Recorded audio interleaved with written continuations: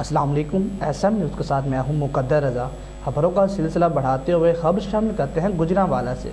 Municipal corporation का Sentry inspector Saqib Bhatt और supervisor Rashid वर्करों से बत्ताखोरी करने लगा। इस हवाले से मज़ीद जानते हैं अपने नुमाइंदे मियाँ नज़ीर से।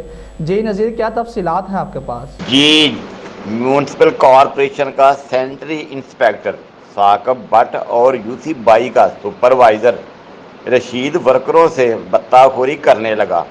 5,000 रुपये की इवज़ आर्जी वर्कर को मुस्तकिल करवाने लगा। सेंट्री वर्कर का इंकशाफ किया है कि सुपरवाइज़र रशीद आर्जी मुलाजम को मुस्तकिल करवाने का बहाना बनाकर 5,000 रुपये बटोरता है। कितने काम करना तू? मैं इतने फरोज वाले रोड ते काहदा?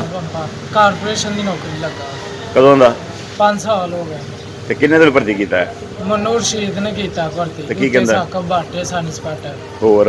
होर मेरे को रुपया 5,000 ले लिया। वो कहता ਸੀ पक्का कर दियांगा। महीने एक दी मेरी तनख्वाह भी खा दी।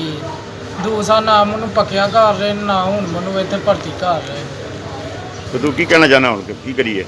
हूँ ये खिलाफ दरासत देनी है। बगादा 100 रुपया सारे को ले ते मैं देंदा नहीं, ता मेरे यहाँ जुल्म है करदा। की कौन लेंदा तुहे लेंदा? रशीद सुपरवाइजर साडा। और सेंट्री वर्करों से रोजाना की बुनियाद पर 100 रुपया भत्ता वसूल करता है।